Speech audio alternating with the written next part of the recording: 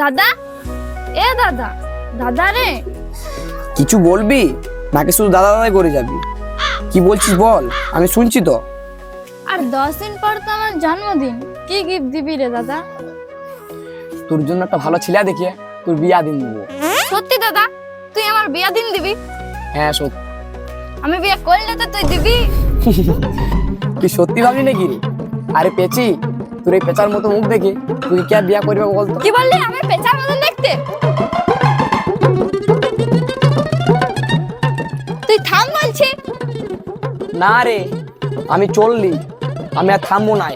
আমি চৌধুরী সাহেবের বাড়িতে মাছ ধরতে যাবো। আর হ্যাঁ হ্যাঁ, আমি না আসা পর্যন্ত তুই কোথাও যাবি নাই। কোথাও যাবি নে, তুই আয় আজ, তোকে আর আমি ভাত দিচ্ছি নাই।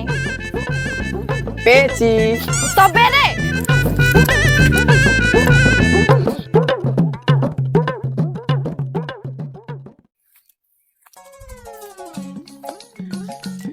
কিরে বাদল, কতগুলো মাছ পেলি রে? আর বলিস না, কারণ সকাল থেকে মাছ ধরছি, একটা মাছও পাইনি। মনে হয় চৌধুরী সাহেবদের পুকুরে মাছ সব তোর ছিপে উঠতে চায়। তা হবে হয়তো, ওইসব কথা বাদ দে। আমার না অনেক টাকা লাগবে জানিস। কত টাকা লাগে? 50, 100, 500? এর থেকে আর কত টাকা? তোর জন্য 710 জানা দিতে পার। আমার না 2 লাখ টাকা লাগবে রে জানিস। কত কত? 2 লাখ? এই দুইয়ের পিছনে কতটা শূন্য বসে জানিস? হ্যাঁ তা জানি, কিন্তু 2 লাখ টাকা না জোগাড় করতে পারলে আমার খুব বড় বিপদ হয়ে যাবে রে। কি বিপদ? কত বড় বিপদ? আমি তো কিছু বুঝতে পারছি না রে। পরে তুই সব বলবো রে ভাই, তুই জোগাড় করে দিতে পারবি ভাই? কিন্তু এত টাকা আমি কোথায় পাবো রে? তুই তো এখনো বললি যে আমার জন্য গানও দিতে পারবি, একটা কিনে দিবি? কি কি কি? তুই জান শুনলি? আমি তো বললাম তোর এই 710 তোর জন্য পানও দিতে পারে। পান বললাম, নে পান খা। এই নে 2 টাকা, আর 5টা শুনে জড় করে গা, 2 লাখ টাকা হয়ে যাবে। ধুর,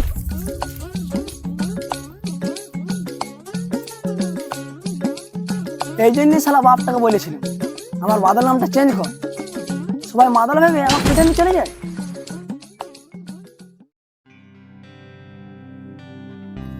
রাখি, এ রাখি, কোথায় গেলি রে বোন? আমাকে 1 গ্লাস জল দে তো। কই রে, তুই কি এখন আমার উপর রাগ করে আছিস? ওই আমার সোনা বোনটি, দেখ দেখ, তোর জন্য বেশ টকাল টকাল আমরা এনেছি। তুই আমরা চাটনি খেতে ভালোবাসিস না?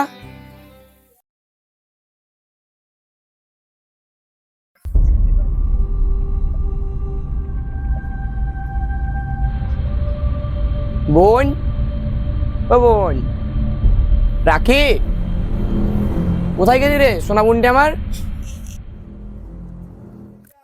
আমাদের অনেকবার বিপদ হয়ে গেছে রে। ওই সারা নারী খেয়ে কুত্তার বাচ্চার প্রতাপের লই করা আমার রাখি মায়ের তুললে নিয়ে গেছে রে।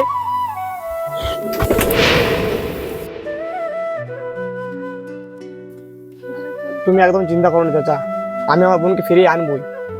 যদি কারো পা ধরতে হয় তা পা ধরে ফিরে আনবো, আর যদি কারো গলা কাটতে হয় তাও কাটবো, কিন্তু আমার বোনকে ফিরিয়ে আনবোই আমি।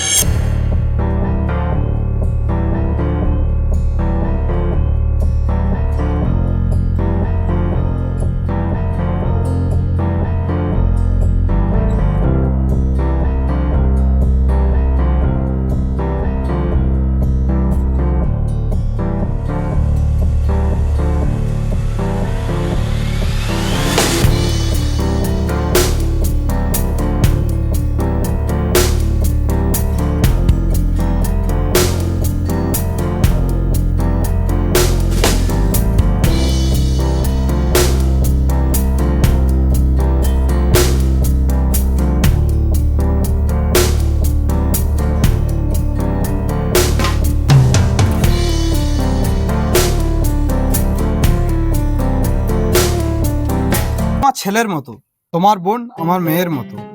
বিশ্বাস করো, তাকে বিক্রি করার জন্য আমার হাত কাঁপবে, কিন্তু কি করব বলো, আমি তো টাকার জন্য সব করতে পারি। দেখো, তোমার বাবা 2 বছর আগে 2 লাখ টাকা ধার নিয়েছিল, সেটা তুমি যদি দিয়ে দিতে তাহলে তো আমাকে এত কিছু করতেই হতো না। কিন্তু সাহেব, আমি অতগুলো টাকা কোথায় পাবো? তা আমি জানি না বাবু। আমার বোনকে না ছাড়লে আপনি যে গোপনে মেয়ে পাচার করেন এটা পুলিশকে বলে দিব। দিল্লি তোরা গিয়ে তুই জানিস এই এলাকায় যত পুলিশ আছে সব আমার পকেটে ঘুরে বেড়ায়, তারা আমার পারমিশন ছাড়া 1 টাকাও ঘুষ নেয় না, আর তুই বলছিস পুলিশকে জানাবি? আমার ভুল হয়ে গেছে সাহেব, আমার বোনকে ছেড়ে দাও সাহেব, আমার বোনকে ছাড়া আমি বাঁচবো না। দিলি তো মনটাকে ভাঙে। ওঠ বাবা ওঠ ওঠ। আমি আমার পুরুষের চোখের জল দেখতে পারি না। ঠিক আছে যা, 10 দিনের মধ্যে টাকা দিয়ে যাবি আর তোর বোনকে নিয়ে যাবি। কিন্তু হ্যাঁ, একটা কথা মনে রাখ, 10 দিনের মধ্যে যদি টাকা জোগাড় করে না আনতে পারিস তাহলে তোর বোনকে বিদেশে পাচার করে দেবো, কথাটা যেন মনে থাকে। চল যা।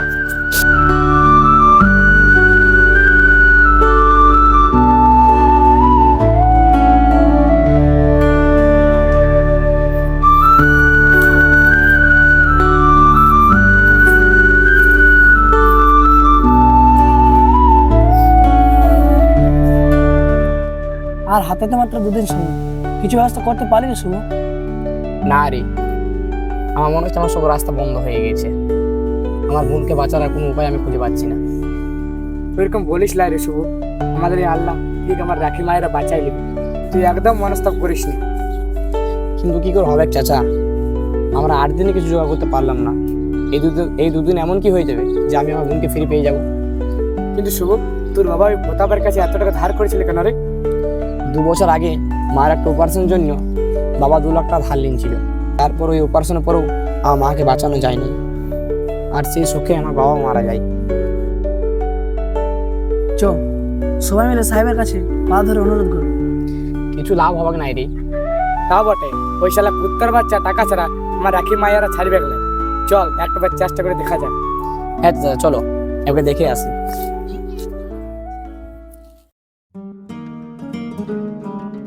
বস, আমাদের ছোট বাবু কখন আসবে? ফোন করেছিলাম, 1-2 ঘন্টার মধ্যে চলে আসবি।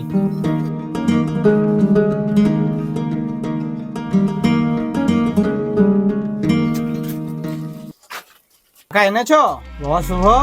টাকা জোগাড় করতে লেড়েছি সাহেব। তো এখানে কি আমার বদন দেখতে এসেছিস? চল ঘর যা, আর 2 দিনের মধ্যে টাকা জোগাড় করে আনবি, তাহলে এখানে পেপে করতে আসিস না। কালো এদের বাইরে বের করতাম। দাঁড়া দাঁড়া। হ্যালো স্যার, হ্যালো, কে বলছেন?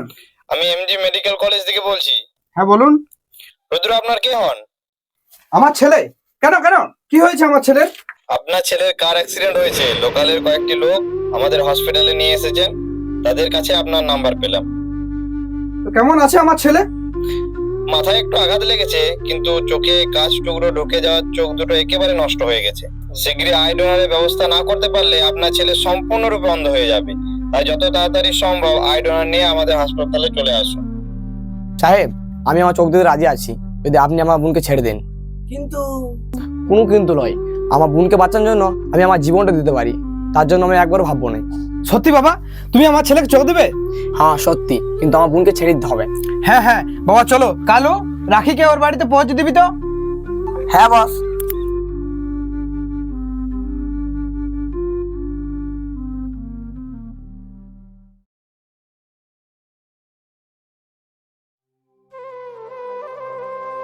কি দরকার ছিল রে দাদা আমার জন্য এত বড় বলিদান দেওয়া? আমাকে তুই এতটাই ভালোবাসিস? হ্যাঁ রে, আজ আমি চোখ বলিদান না দিতাম তাহলে হয়তো পৃথিবীর আলো দেখতে পেতাম, কিন্তু সেই আলো তোকে কোথাও দেখতে পেতাম না, তাহলে তোর এই গলার স্বরও শুনতে পেতাম না।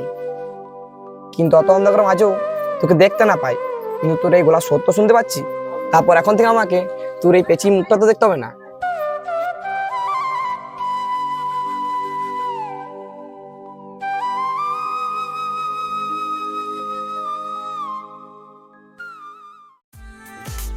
তো বন্ধুরা এতদূর যখন চলে এসেছেন, সাবস্ক্রাইব করে দেবেন এবং বেল নোটিফিকেশনটা অন করে দেবেন।